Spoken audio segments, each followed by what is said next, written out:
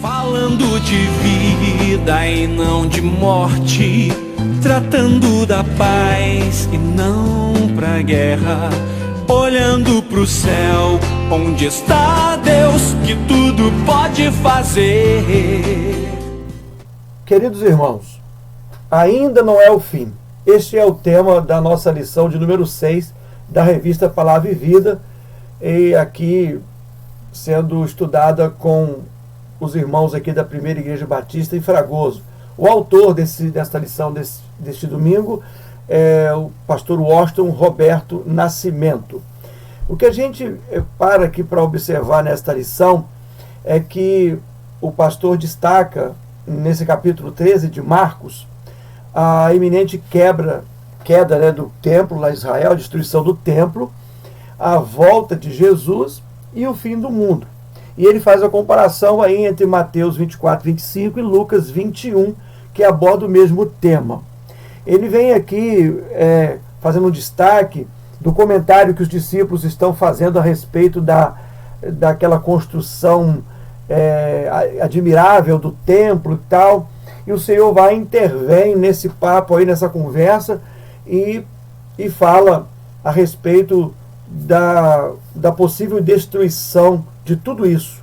Ele disse que não ficaria pedra sobre pedra que não fosse destruída, lá em Marcos 13, 2, né? E aí, ao profetizar dessa maneira, Jesus se alinha aos profetas do Antigo Testamento, que tiveram também essa mesma visão de que um dia tudo poderia ser destruído, as coisas não ficariam de pé, e as profecias se referiam realmente à nação de Israel e ao próprio templo. E aí a gente percebe então que o templo tem algumas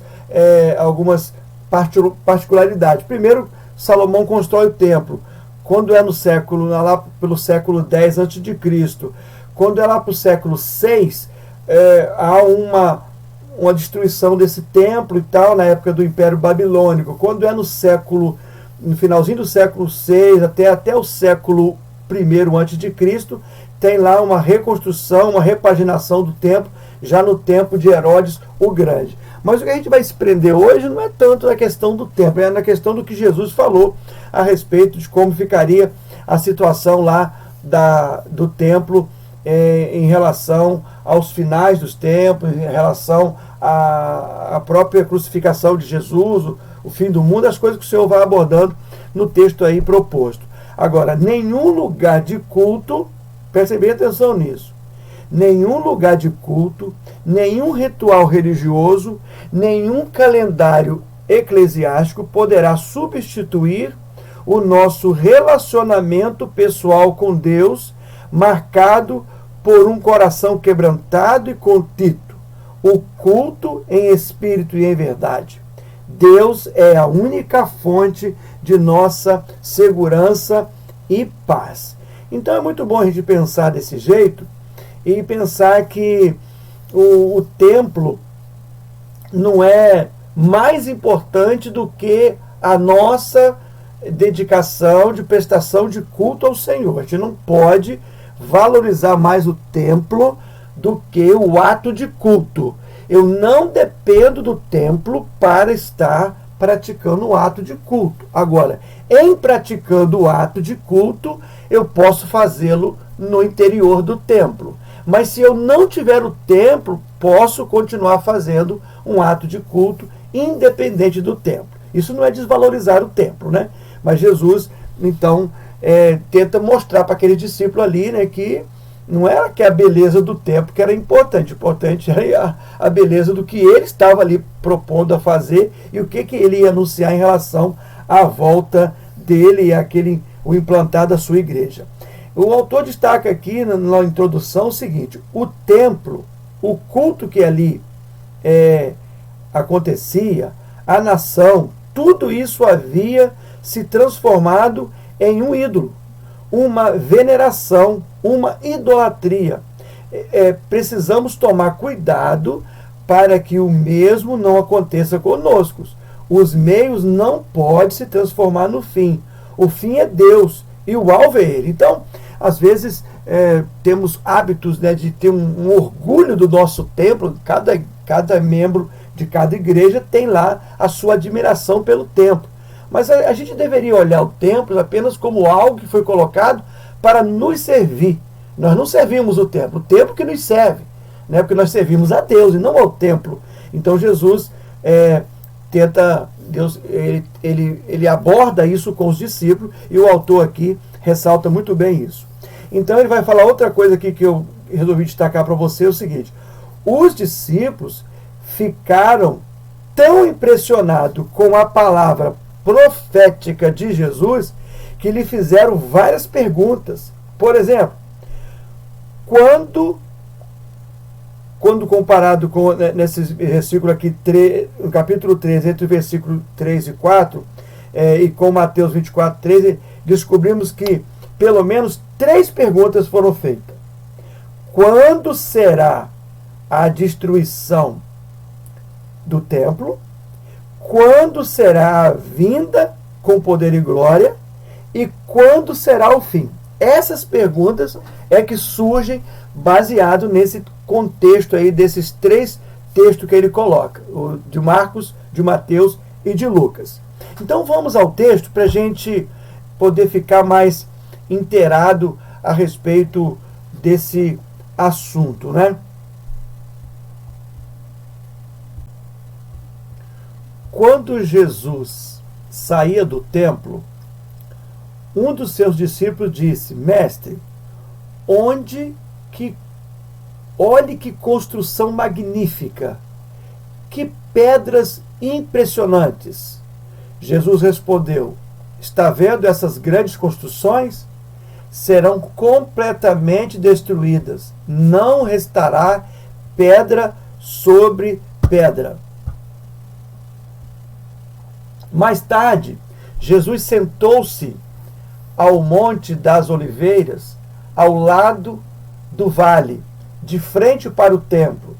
Pedro, Tiago, João e André vieram e lhe perguntaram em particular: diga-nos quando isso tudo vai acontecer, que sinais indicarão que essas coisas estão prestes a se cumprir. Jesus respondeu: não deixe que ninguém os engane, pois muitos virão em meu nome, dizendo: eu sou o Cristo, e enganarão a muitos. Vocês ouvirão falar de guerras, de ameaças de guerras, mas não entrem em pânico. Sim, é necessário que essas coisas aconteçam, mas ainda não será o fim. Uma nação guerreará contra outra, e um reino contra o outro. Haverá terremotos em vários lugares e também fome. Tudo isso, porém, será apenas o começo das dores de parto. Tenham cuidado. Vocês serão entregues aos tribunais e açoitados nas sinagogas por minha causa. Serão julgados diante de governadores e reis. Essa será a sua oportunidade de lhes falar a respeito de mim. É necessário primeiro que as boas novas sejam anunciadas a todas as nações. Quando forem presos e julgados, não se preocupem com o que dirão. Fale apenas o que lhes for concedido naquele momento, pois não serão vocês que falarão, mas o Espírito Santo. O irmão trairá o seu irmão e o entregará à morte, e assim também o pai a seu próprio filho. Os filhos se rebelarão contra os pais e os matarão. Todos os odiarão por minha causa, mas quem se mantiver firme até o fim será salvo. Chegará o dia em que vocês verão a terrível profanação no lugar onde não deveria estar. Leitor, preste atenção. Então, quem estiver na Judéia, fuja para os montes. Quem estiver na parte de cima da casa, não desça, nem entre para pegar coisa alguma. Quem estiver no campo, não voltem nem para pegar o manto. Que terríveis serão aqueles dias para as grávidas e para as mães que estiverem amamentando. Orem para que a fuga de vocês não aconteça no inverno, pois haverá mais angústia naqueles dias do que em qualquer outra ocasião desde que Deus criou o mundo. E nunca mais haverá angústia tão grande. De fato, se o Senhor não tivesse limitado esse tempo, ninguém sobreviveria, mas por causa dos seus escolhidos, ele limitou aqueles dias. Portanto, se alguém lhe disser, vejam, aqui está o Cristo, ou vejam, ali está ele, não acreditem, pois falsos cristos e falsos mestres surgirão e realizarão sinais e maravilhas, a fim de enganar, se possível, até os escolhidos. Fiquem atentos. Eu vos avisei a esse respeito de antemão. Naquele tempo, depois da angústia daqueles dias, o sol escurecerá, a lua não dará a luz, as estrelas cairão do céu e os poderes dos céus serão abalados. Então todos verão o Filho do Homem vindo nas nuvens com grande poder e glória. Ele enviará seus anjos para reunir os seus escolhidos de todas as partes do mundo, das extremidades da terra às extremidades do céu. Agora aprendam a lição da figueira. Quando surgem os seus ramos e suas folhas começam a brotar, vocês sabem bem que está próximo o verão. Da mesma forma, quando virem todas essas coisas, saberão que o tempo está muito próximo à porta. Eu lhes digo a verdade, esta geração certamente não passará até que todas essas coisas tenham acontecido. O céu e a terra desaparecerão, mas as minhas palavras jamais desaparecerão. Contudo, ninguém sabe o dia e nem a hora em que essas coisas acontecerão. Nem mesmo os anjos no céu, nem o Filho, somente o Pai sabe. E uma vez que vocês não sabem quando virá esse tempo, vigiem, fiquem atentos. A vinda do Filho do Homem pode ser ilustrada pela história de um homem que partiu numa viagem longínqua.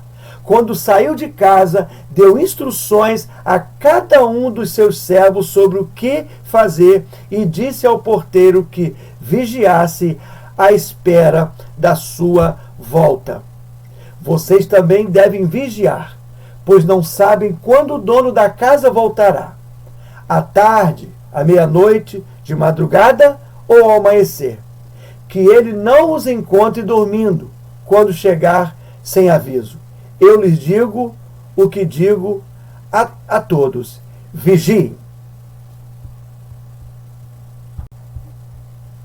Nosso primeiro subtema dessa lição de hoje, ainda não é o fim, é o seguinte: tenham cuidado para que ninguém engane vocês. Baseado no texto que lemos, de Marcos 13, o versículo 5 diz assim: Então Jesus começou a ensiná-los. Ele disse: tomem cuidado para que ninguém vos engane. É muito triste ser enganado, mas muita gente tem sido enganada ao longo da história porque tem acreditado nos sinais de seus dias, como sendo os sinais mencionados aqui por Jesus. Guerras, rumores de guerras, terremotos e fome. Esses sinais aconteceram e acontecem em diferentes períodos da história. À luz da Bíblia, o período conhecido como os últimos dias teve o início quando Jesus ascendeu aos céus. A gente precisa entender que quando Jesus se refere, não passará esta geração sem que essas coisas venham a acontecer, é que a gente não pode pensar em a geração dos discípulos. Mas a geração que Jesus está falando é a geração a partir do momento que ele está falando. Estamos vivendo essa geração, do tempo que ele falou isso, até hoje e até quando ele voltar. Quando ele voltar, termina esse período que ele chama de geração. O problema é que a gente tem hábito de querer comparar as palavras, as profecias bíblicas com o cronos, com o tempo que o homem mede os acontecimentos. Mas o tempo de Deus é diferente do nosso tempo. A contagem de Deus é tão diferente que a Bíblia vai dizer que um dia para o Senhor é como 1000 anos. E 1000 anos como o dia de ontem que se passou. Então, realmente, a gente não tem que olhar o termo bíblico e ficar se perguntando. Jesus falou lá, naquele tempo, que aquela geração não ia passar sem que essas coisas acontecessem. E aconteceu lá, continuou acontecendo, está acontecendo até hoje, e as coisas não se cumpriram como foi dito. Eu creio piamente que as coisas estão se cumprindo desde a palavra de Jesus. Aliás, desde a palavra dos profetas do Velho Testamento, que a palavra de Deus vem se cumprindo dia após dia. E ela vai continuar se cumprindo até Jesus voltar. Eu não acredito que as coisas sejam assim, matematicamente fácil de calcular.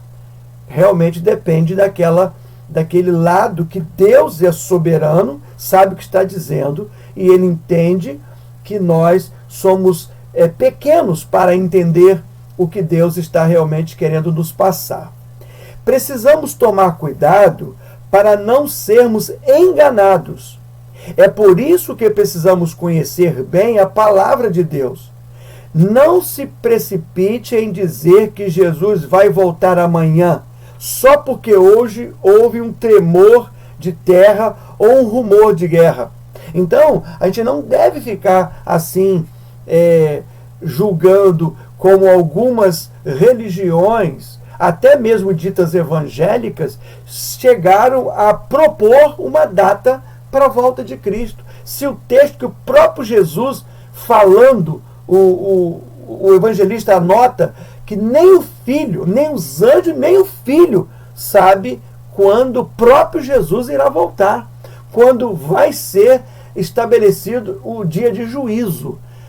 Como que algum crente ou algum religioso vai querer fazer cálculos e começar a apontar o tempo do fim?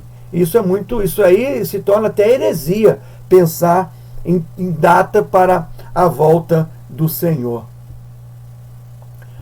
O segundo subtema desta lição, ainda não é o fim, o autor diz assim: não tenha cuidado na hora do sofrimento. O texto que a gente tem aí como base para esta afirmação aí, para esse alerta, para tomar cuidado com o sofrimento, vocês precisam ter cuidado porque serão presos e levados aos tribunais e serão chicoteados nas sinagogas por serem meus seguidores. Vocês serão levados aos governadores e reis para ser julgados e falarão a eles sobre o Evangelho. Olha, esse texto aqui, nesse contexto aqui, Jesus está dizendo que, até dando informação a respeito daquele texto, quando ele fala assim, no mundo tereis aflição, mas tem de bom ânimo. A aflição que a gente vai ter no mundo é essa: ser preso, ser levado ao tribunal, ser proibido de fazer isso ou aquilo, ser proibido de estar envolvido com a questão do evangelismo, de lugares onde tem igrejas hoje que não podem funcionar, tem lugares que o evangelho é proibido. É isso que Jesus está se referindo aí. Agora, eu preciso ter cuidado para, de repente, eu não tomar uma posição por causa do sofrimento. O autor vai dizer assim, não, há muitas pessoas que abandonam a fé em Deus diante do sofrimento. Então, a gente não pode sacrificar a fé que nós temos no Deus Todo-Poderoso por causa de um sofrimento, por causa de uma situação que a gente não procurou, simplesmente aconteceu. Igual é o caso da gente estar agora vivendo esse momento de falta de esperança, né? Em época de quarentena, nessa pandemia. Quantas pessoas perderam a esperança? Mas a gente não pode perder a direção da nossa fé, aquilo que a gente acredita, aquilo que a gente está firmado. O autor vai dizer para a gente que a Bíblia ensina que é impossível uma vida sem sofrimento, mesmo quando a pessoa procura fazer tudo certo. Jesus, mais do que qualquer outro, nos ensina que enfrentar a dor e a perseguição sem se desviar do caminho. Então Jesus está mandando a gente, se for preciso falar alguma coisa, só fale aquilo que for necessário. Se você estiver lá diante de ser julgado, não deixe de falar do Evangelho, mesmo que esteja lá em julgamento. Os apóstolos, no tempo da igreja primitiva, enfrentaram isso. Paulo, Silas, João Marcos, Pedro, a turma toda que estava ali envolvida com aquele comprometimento com o Evangelho na época da igreja primitiva, eles falavam: eu não posso deixar do que eu tenho visto e ouvido a respeito das maravilhas de Deus. Então, mesmo preso, eles pregavam o Evangelho. Mesmo que tivesse ali sendo açoitado, não deixava de pregar o Evangelho. É isso que Jesus está orientando a gente para tomar cuidado, para que o sofrimento não venha mudar aí a nossa qualidade de vida cristã, a nossa qualidade de fé. No último momento aqui desse capítulo, o autor faz uma abordagem assim, ó. Em um mundo que rejeita Jesus Cristo, precisamos estar preparados para enfrentar a perseguição como algo inevitável. Ou seja, é impossível a gente não passar por certa perseguição. A melhor maneira de fazê-lo é vivermos cheio do Espírito Santo. Preste atenção. A melhor maneira de enfrentar momentos difíceis no mundo onde Jesus já é rejeitado, imagine os seus seguidores, é a gente procurar viver cheios do Espírito Santo. Aí o autor continua: por isso, Jesus nos diz: não se preocupem quando a hora da perseguição chegar. Diga o que Deus lhe mandar dizer. As palavras que disserem não serão vocês mesmos, mas virão do Espírito Santo. Versículo 11. Ele nos capacita quanto ao que falar e quanto ao que fazer. Olha só, Jesus sabe o que devemos falar, e ele sabe quanto tempo, quanto desse falar eu devo usar, por quanto tempo eu devo falar, o que eu devo falar. Então isso aí é algo que a gente não precisa se preocupar. Não é nossa obrigação estar preocupado se o que eu vou falar, como é que eu vou me portar, porque a palavra de Deus, Jesus nos garante que o Espírito Santo vai nos mostrar o que a gente deve falar, na hora que deve falar, e se deve falar, e quando deve falar, de que maneira deve falar. Então, meu amado, se você tiver que passar por sofrimento, ou se você está passando por sofrimento, fique atento, porque o Espírito Santo está junto contigo, te abençoando, fazendo você continuar firme no propósito que o Senhor tem colocado para a sua vida. O terceiro momento dessa lição, ainda não é o fim, tenha cuidado de aprender e saber o que o texto ensina. Veja bem, aprendam, pois, a parábola da figueira. Assim também, quando virem acontecer essas coisas, saibam que o tempo está perto. Versículos 28 a 29. Esse contexto aí, o autor diz para a gente assim: o povo de Deus está sempre destruído porque lhe falta conhecimento. Isso é baseado em Oséias 4:6. Uma pessoa sem conhecimento se torna vulnerável e pode ser facilmente enganada por falsos mestres. Veja, amados, que falsos mestres, presta atenção nessa frase, falsos mestres. Prestam muita atenção nessa questão, porque falsos mestres são ensinadores de mentiras como se fosse verdade. Você vai encontrar um falso mestre no contexto da igreja evangélica e vai encontrar um falso mestre no contexto da religião paralela. Você vai encontrar um falso mestre fora do contexto religioso. Você vai encontrar pessoas fazendo cálculos matemáticos, por exemplo, para fazer revelações a respeito do fim, comparações de profecias que não estão no contexto bíblico. Tudo isso é falso mestre. Então tome cuidado com todo e qualquer tipo de falso mestre. Aquilo que foi ensinado, presta atenção se esse ensinamento está vindo da palavra. Recentemente, eu assisti um vídeo ministrado por um camarada muito inteligente e percebi que nesse vídeo que ele estava ministrando sobre conhecimentos gerais, ele fez algumas abordagens muito interessantes. Por exemplo, ele afirmou que quem tem mais tempo de casa no ensinamento bíblico são os judeus. Depois dos judeus, quem tem mais tempo de ensinamento sobre questões bíblicas são os católicos, os pais da igreja. Tudo está lá na mão deles. Num terceiro momento, entra nós que somos chamados de os protestantes, os evangélicos. Nós temos em torno aí de 500 anos. Em terceiro grupo, já vemos grupos tipo os grupos espíritas e outros aí filosóficos que têm em torno de 150 anos. Então, o que ele abordava naquele vídeo é o seguinte: o respeito que ele tinha por cada uma dessas fases de aprendizado e de estudo sobre questões bíblicas. Às vezes nós, como evangélicos, nós os protestantes, temos muita dificuldade de olhar literatura que veio antes da gente. A gente só olha aquilo que está voltado para o nosso contexto. Mas a gente precisa olhar aquilo que é de ensinamento. Por exemplo, quantas coisas interessantes sobre o Velho Testamento a gente pode aprender lendo uma literatura judaica. Perfeito. A gente só não pode querer transformar o cristianismo numa extensão do judaísmo, porque não é.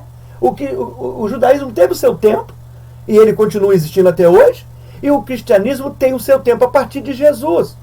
Então, a partir de Jesus, são mais de 2000 anos que o cristianismo existe. Mas em questões de filosófica, de estudo, de defesa, de credos, a gente vai perceber realmente que em primeiro lugar estão os judeus, em segundo lugar está o catolicismo, porque está aí quase 2000 anos já aí parece que é 1500 anos, se eu não me engano, de estudos, e a gente, 500 é um terço desse período aí, enquanto outros grupos têm até um pouco menos. Então o que a gente precisa olhar é o seguinte: a gente precisa saber o que o texto está nos ensinando.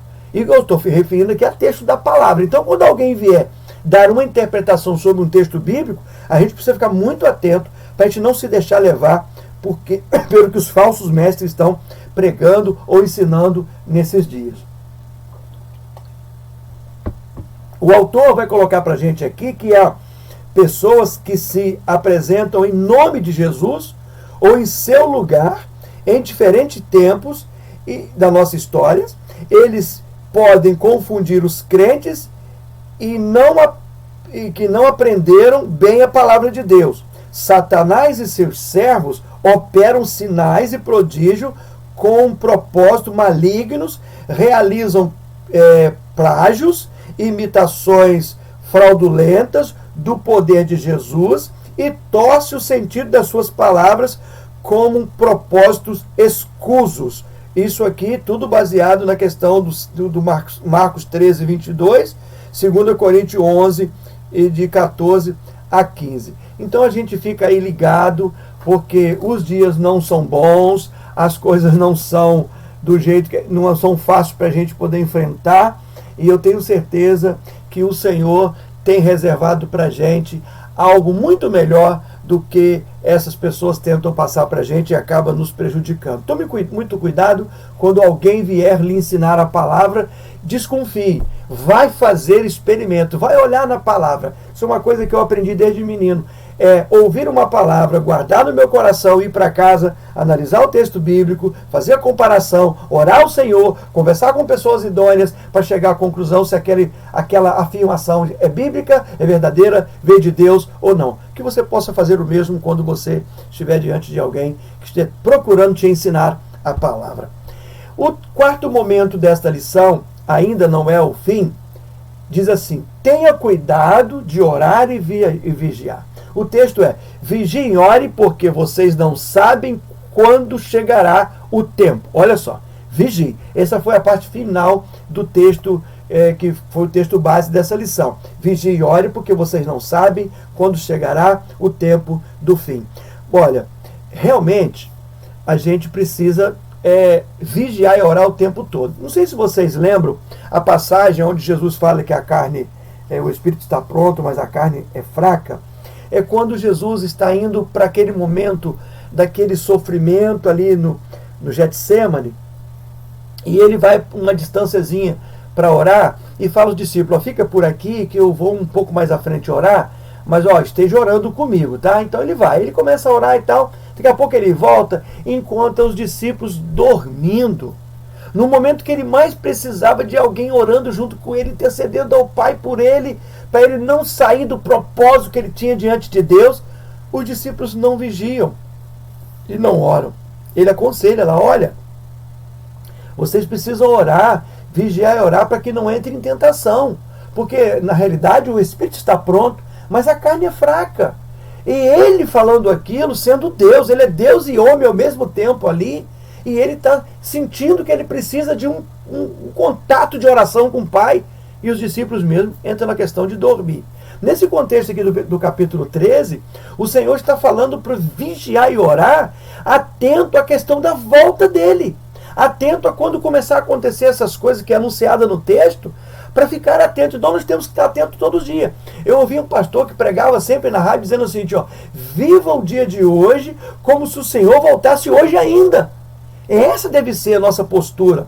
E o autor vai dizer para a gente que não há como exagerar no valor de orar e vigiar. Não existe exagero em se orar. Você pode orar a madrugada inteira, você pode orar uma noite inteira, você pode passar o dia inteiro com pensamento e oração, como Paulo fala, orar e sem cessar. Paulo está dando o melhor conselho que um ensinador da palavra pode dar para um crente. É porque realmente não há limites para que a gente esteja orando e vigiando. Então o autor coloca muito, muito claro: não há como exagerar no valor de se orar e vigiar. Então, meu amado e minha amada, vigie, ore e vigie o tempo todo. Vigiar e orar são coisas que têm que estar juntas. Vigiar é ficar atento ao que está à nossa volta. Os pentecostais têm até o hábito de dizer, né? Vigia, varão! E é um hábito até muito bonito. É melhor ouvir isso de um varão, de Deus, falando pra gente, e a gente ficar atento, do que a gente não vigiar. Porque quem não vigia, cai. Quem não vigia, peca. Quem não vigia, entra em cilada. Então, se você está orando e vigiando, você está com duas coisas principais para você estar na postura, principalmente uma postura de estar preparado para a volta do Senhor Jesus, não é?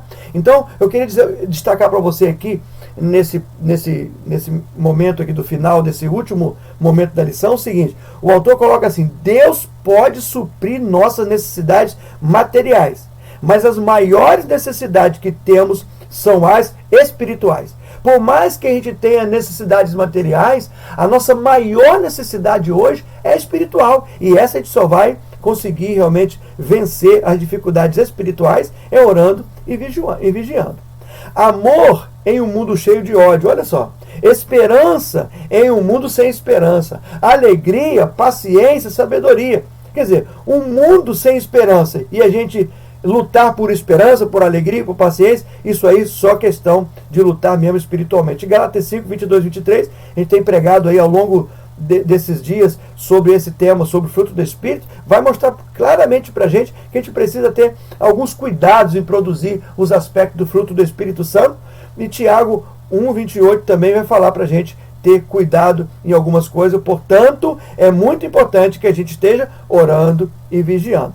E o último momento aqui que a gente quer abordar com você sobre essa conclusão aí do autor é que a gente precisa olhar esse capítulo 13 fazendo algumas perguntas.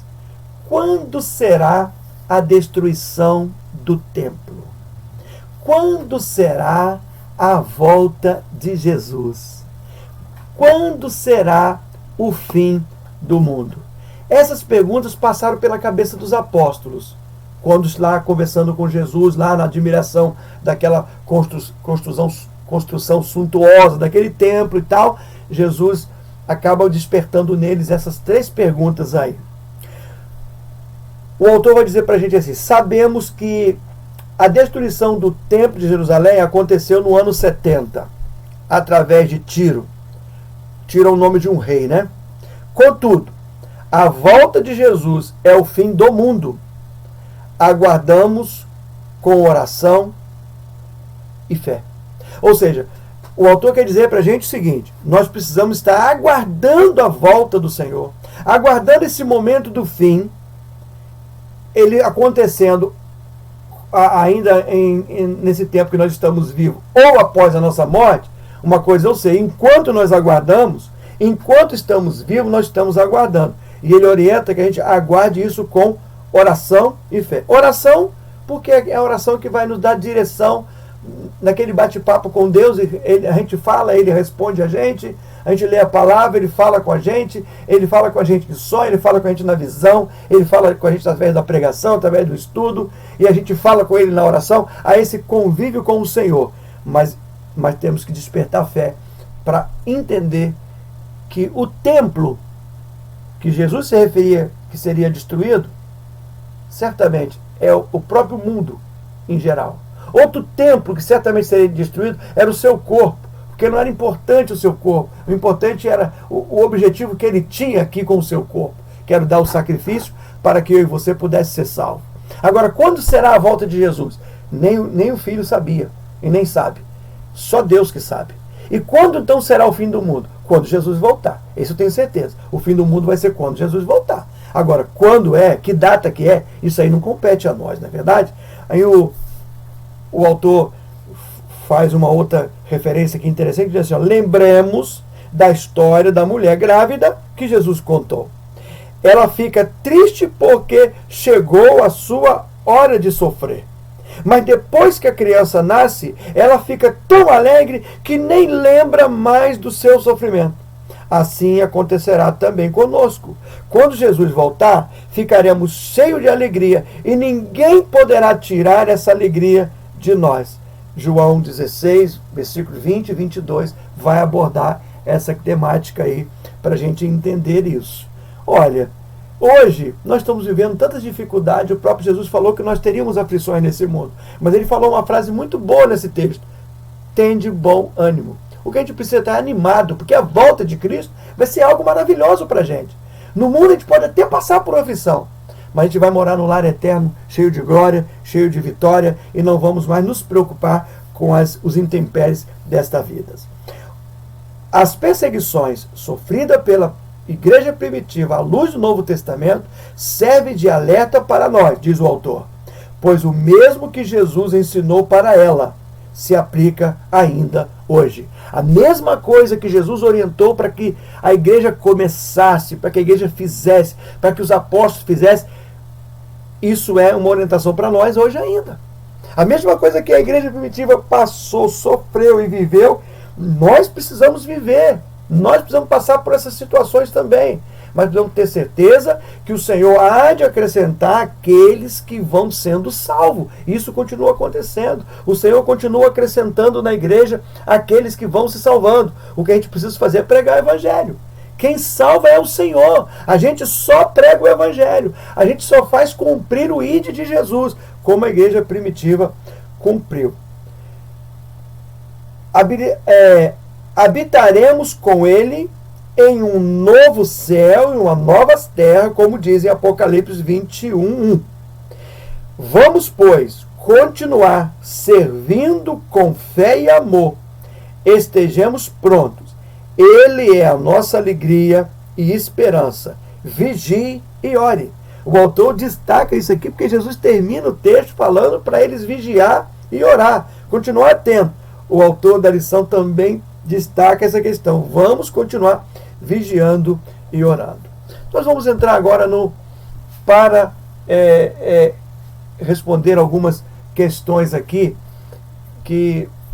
resposta que Jesus poderia ter dado assim na questão de um resumo. Ninguém sabe o dia e a hora, mas você precisa estar preparado, pois pode ser em qualquer momento. E no Para Pensar e Agir, ele começa assim: o que fazer para que o templo, a liturgia dos cultos e o calendário religioso de nossa igreja não tome o lugar do nosso relacionamento pessoal com Deus? Responda para você, reflita de como você tem participado das coisas lá do templo. Liturgia, apresentação musical, pregação da palavra, liderança. O que você tem feito no contexto de igreja? Como isso tem agido em você, naquilo que se refere a relacionamento pessoal com Deus? É uma reflexão muito interessante. No segundo momento, ele vai falar assim: por que algumas pessoas são tão seduzidas por falsas doutrinas e falsos líderes? É outra que nós precisamos estar refletindo. Cuidado com os pastores da mídia, os pregadores das facilidades, os pregadores de teologia da prosperidade, essas coisas que ficam aí na mídia rolando aí, tendo milhares e milhares de visualizações. Tome cuidado, você pode estar sendo afetado por heresias, doutrinas falsas e falsos líderes. A gente vai encontrar em todo lugar, até dentro da igreja da gente a gente encontra, porque as pessoas não estão preparadas, acabam ensinando doutrinas, como Paulo vai dizer, doutrinas de demônios, dentro do próprio contexto da igreja da gente. A gente tem que ter cuidado com essas questões. Agora o terceiro: como fazer para ter profundidade na Bíblia, na oração e na vigilância? Isso é uma coisa que a gente precisa ter. A gente precisa ter profundidade com aquilo que a Bíblia está falando com a gente. Uma prática de oração e a vigilância, que tem que estar sempre acompanhando. Como fazer isso? É uma coisa que a gente tem que responder para nós mesmos. Nós temos que buscar alguns propósitos. Eu tenho um hábito de falar, desde que eu era adolescente, que a vida do crente ela é composta de propósito. Você que propõe ser uma melhor pessoa. Você que propõe ser uma pessoa que não vai mais chegar atrasados nos cultos. Você que propõe no seu coração a não faltar mais às reuniões da tua igreja. É você que propõe no seu coração ser estudioso da palavra. Só a EBD, só o culto, só as reuniões da igreja não são suficientes para que você se aprofunde na palavra. Então você que tem que colocar um propósito diante de Deus. É você que coloca um propósito diante de Deus de ter uma vida de prática de oração e vigilância. É você que tem que colocar. Não é o pastor que vai fazer por você. Não é o seu líder. Não é o seu amigo. Não é a sua igreja. É você. Isso é algo que tem que fazer no seu particular. E quarto e último, ele diz assim: precisamos mostrar ao mundo que não servimos a Deus em troca de bênçãos materiais. Como isso é possível em tempo de sofrimento? Precisamos mostrar ao mundo que nós não servimos a Deus em troca de benefícios espirituais, materiais, como por exemplo, uma casa boa, um carro, uma boa situação financeira. Isso aí são consequências do nosso trabalho. Você vai ter mais se você tiver um trabalho mais qualificado. Você vai ter menos se tiver um trabalho menos qualificado. Você vai ter mais se você trabalhar um pouco mais. Se você trabalhar menos, você tem menos. Isso aí é questão de consequência. Agora, eu não preciso ficar negociando com Deus para me ser beneficiado materialmente. Agora, como isso é possível em tempo de sofrimento? Como é que a gente vai procurar esforçar um pouco mais e ser grato a Deus se a gente está vivendo um momento de sofrimento? Então, a gente precisa, olhando para esse tema, entender que ainda não é o fim. Se alguém está dizendo para você que é o fim, a Bíblia diz que são só princípios de dores. Jesus já tinha dito, são só princípios, é o início, tá? É só o prenúncio de tudo que vai ainda acontecer. Então, se alguém disser para você que o fim é amanhã ou depois, não acredite, porque o próprio Senhor não afirmou quando seria. Que Deus te abençoe, faça de você uma pessoa capacitada, uma pessoa cheia de capacidade para entender a palavra dele, de interpretar a palavra dele e colocar em prática na sua vida. Deus te abençoe e até o próximo encontro no outro estudo da próxima lição, que é a lição de número 7. Amém.